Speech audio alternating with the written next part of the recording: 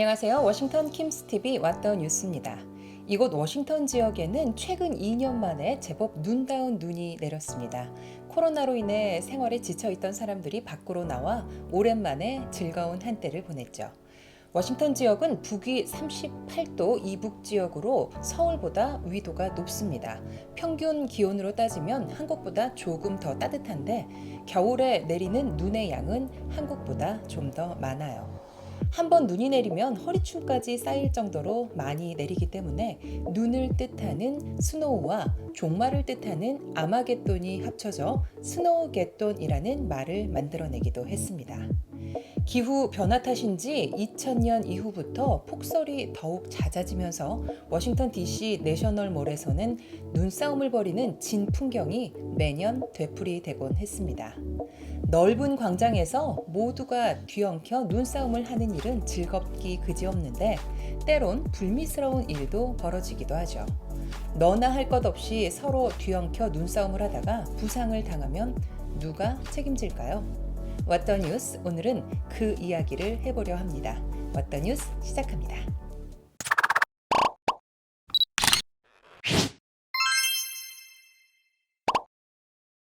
미국에서는 눈싸움 관련 법률이 제대로 정비되어 있지 않습니다. 북동부와 로키 산맥 지역같이 눈이 많이 오는 지역에도 눈싸움 문화는 가족이나 지인, 친구끼리의 장난 정도이지 잘 모르는 불특정 사람들과 눈싸움을 한다는 건 있을 수 없는 일이었죠.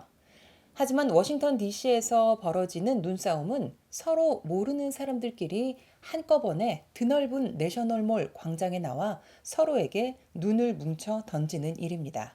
이 눈싸움이 끝나면 부상자도 많이 발생하고 누군가는 반드시 자신을 부상 입힌 사람을 찾아 고발하는 일도 생기는데요. 눈싸움 부상의 보상을 명시한 법률은 없어도 상대방에 대한 폭행으로 간주하고 고발 조치가 이루어질 경우 수사를 할 수밖에 없습니다. 몇 년 전 워싱턴 DC에 폭설이 쏟아지던 날 한 경찰관이 눈싸움을 즐기던 행인이 던진 눈덩이에 맞아 분풀이로 권총을 꺼내들고 위협하는 해프닝이 발생하기도 했어요.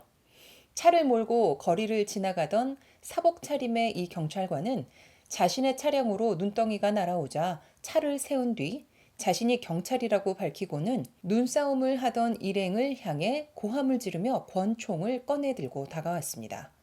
경찰이 갑자기 권총을 들자 분위기가 싸해지면서 눈싸움을 즐기던 주민들은 공포를 느껴 911에 신고를 했어요. 신고 전화를 받고 현장에 도착한 정복 차림의 경찰은 만약의 사태에 대비해 권총을 쥐고 있었지만 사복 차림의 남성이 경찰이라는 사실을 확인하고 권총을 도로 집어넣고 사태를 정리했습니다. 이 과정에서 사복 차림 경찰관은 행인 한 명을 체포하려 했지만 다른 사람들의 거센 항의를 받고 풀어주었어요.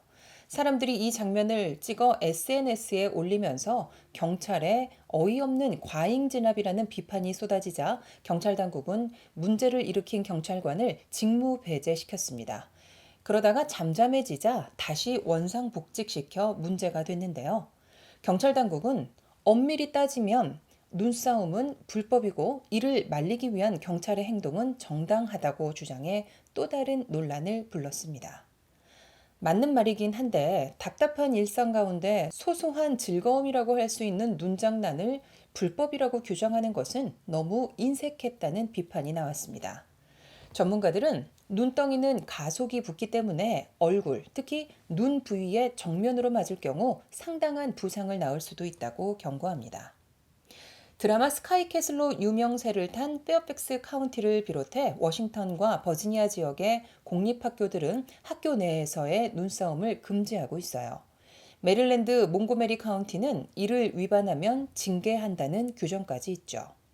실제로 해군 사관학교가 위치한 메릴랜드 앤 아룬델 카운티에서는 눈싸움 때문에 징계를 받은 학생이 나오기도 했습니다. 눈썰매는 인간이나 동물이나 모두 본능적인 놀이일까요? 스미소니언 팬더들도 신나게 눈썰매를 즐겼습니다. 눈이 내리는 날 조금이라도 경사가 있는 곳이라면 그게 어디든 워싱턴 지역은 눈썰매장으로 변합니다. 그중 가장 인기가 많은 곳이 연방의사당인데요. 하고 많은 곳 중에 꼭 연방의사당이어야 하는지 이유를 알면 조금 서글퍼지기도 하는데요. 들어보세요. 워싱턴 지역은 경사가 거의 없는 낮은 구릉 지역인 피드먼트 지형이거나 아예 해수면 높이나 다름없는 코스탈 플레인 지형입니다. 눈썰매를 탈 만한 곳이 별로 없는 거죠. 제대로 눈썰매를 타려면 차로 서너 시간을 가야 하는데 사정이 이렇다 보니 조금이라도 경사가 있으면 망설임 없이 눈썰매를 탈 태세를 갖추는 거예요. 그런데 최근 연방의사당이 눈썰매 금지령을 내려 빈축을 사고 있습니다. 지난 2007년 폭설 사태 이후 눈썰매 명소가 됐었는데 올해에는 보안상의 이유로 연방의사당이 진입조차 통제하고 있거든요. 경찰은 지난 1월 6일 트럼프 지지자들에 의한 난입 사건 이후 철통 경비를 하고 있고 아직 바리게이트를 철거하지 않아 절대로 눈썰매 타는 것을 허용할 수 없다는 입장입니다. 연방의사당 경찰은 이미 10년 이상 눈썰매와의 전쟁을 펼치다가 끝내 실패한 바 있는데요. 지난 2007년 폭설 이후 의사당이 핫스팟으로 소문이 나면서 눈이 올 때마다 인파가 몰렸는데 의사당 경찰국은 2009년 겨울 안전을 이유로 눈썰매 금지령을 내린 바 있습니다. 하지만 금지령에도 불구하고 눈이 올 때마다 썰매 인파로 북적였고 경찰 단속에 항의하는 일이 잦아졌죠. SNS에는 의사당 눈썰매 금지령에 항의하는 플래시몹 시위가 열리기도 했습니다.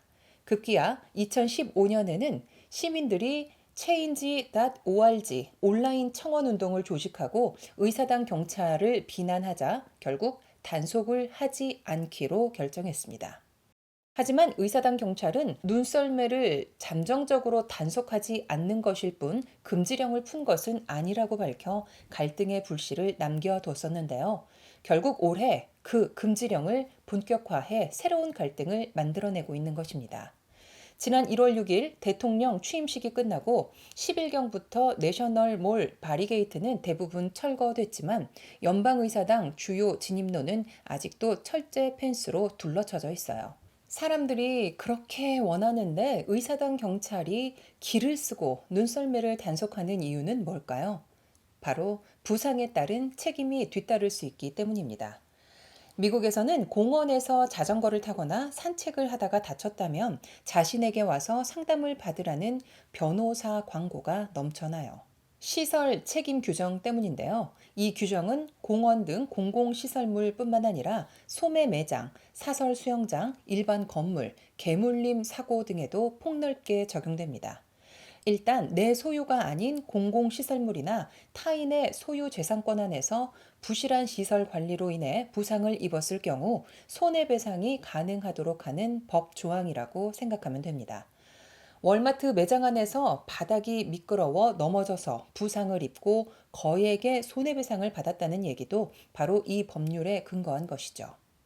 전국적으로 눈썰매를 타다가 연간 2만 명 이상이 응급실로 후송되는데요.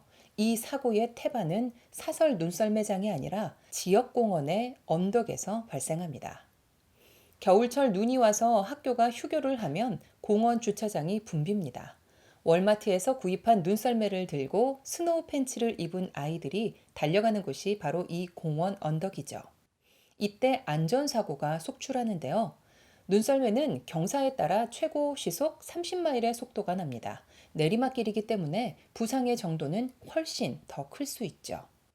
다치면 우선 의뢰희 카운티 정부 공원국을 상대로 손해배상을 요구하는데요.